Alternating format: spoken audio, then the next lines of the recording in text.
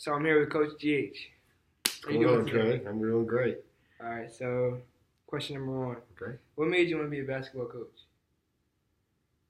Probably just growing up, my love for the game of basketball, and really my wife was a big reason why I became a basketball coach. Because after I was a senior in college playing basketball, I had another year left of school, and basketball was over with, and I was just gonna go get a job and like not finish up my school. And she said, "No, we're gonna finish your school, and you're gonna be a basketball coach, and you're gonna help the team this year as a student assistant."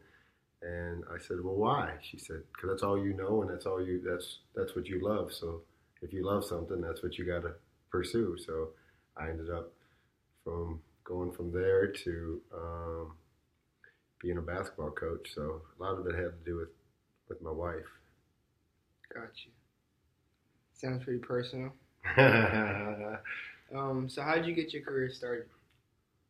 was a student assistant for 1 year, and then I was a graduate assistant at where my family went to college. And back in my hometown, it was called Loris College. So I was there for 2 years, and it was $23,000 to go to school there. I brought 41 kids in because the head coach said if I brought enough kids in, I could be the head coach of the junior varsity team. So I wanted to be a head coach at a young age, and so after that second year, I was the head coach and the president of Loris College. Created the first full-time assistant spot, and I was there for a year, and then I went from there to Chipola. So, yeah, started off at the guys that pay to go to school. So, it was just all about loving the game. If you're going to pay that kind of money to go play basketball somewhere and play JV basketball, let alone varsity. Got you. How long have you been a coach? This is my 17th year. 17. Wow. 17 years. All right. What has been the hardest part of being a coach?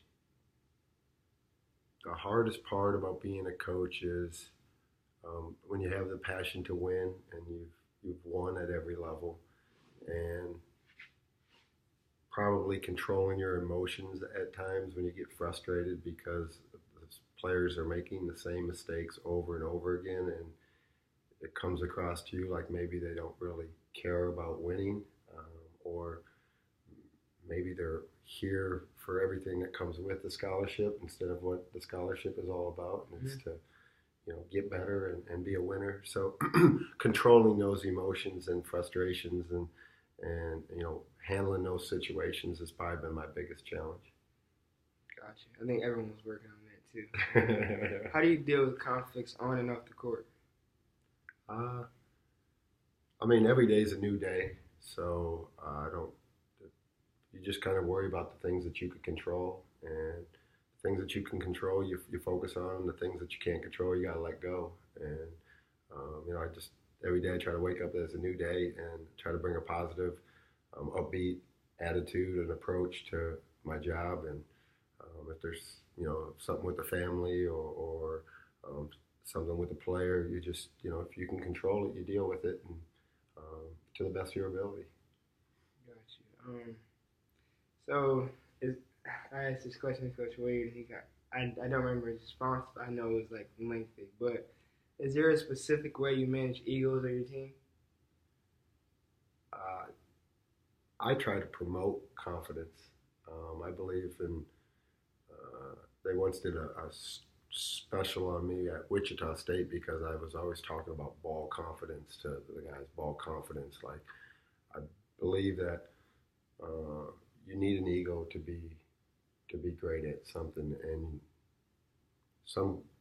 I would rather have to control an ego than create an ego. Yeah, someone doesn't have. Yeah. You know what I'm saying? Yeah. So, and you want them. You want your guys to be confident. You want them to believe they can do anything on the court. You want them to believe that they're the best player on the court. They're the best winner on the court. And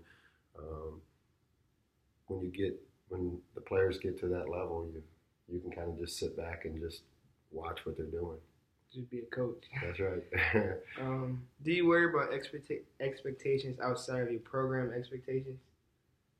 No. I've always had high expectations for myself and for everybody that I associate within any program that I've ever been a part of.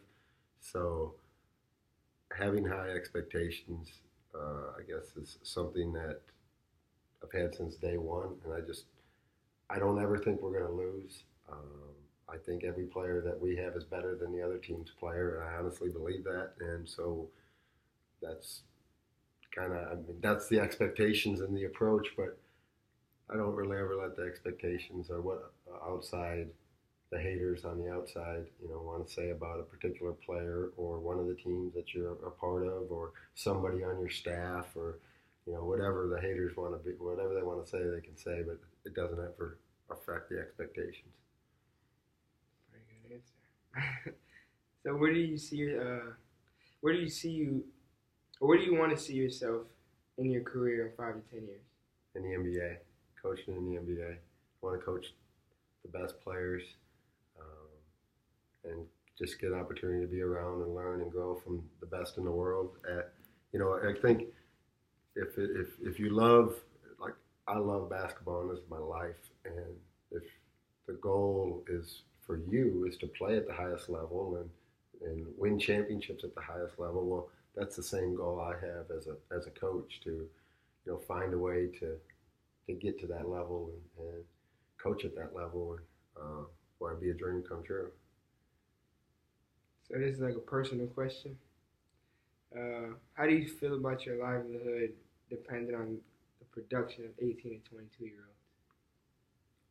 Well, I think it's like a joy to. That's where recruiting and culture comes into play. Yep. Because really, at the end of the day, we pretty much get to do our homework and get to recruit guys that we want to coach and be around.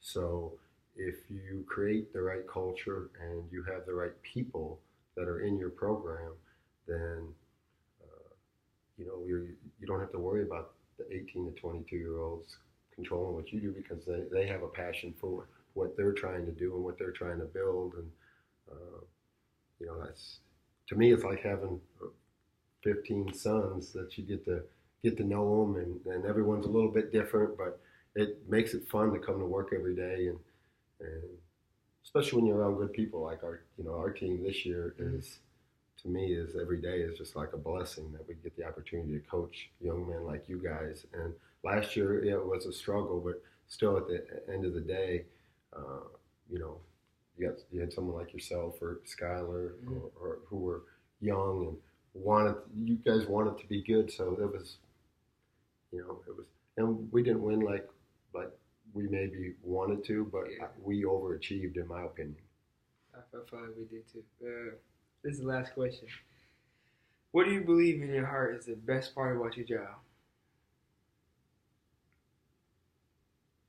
Well, that's a good question. The best part about my job is probably being around the athletes every day and getting to know them on a different level and being able to help the student athletes any way possible to help their dreams become a reality.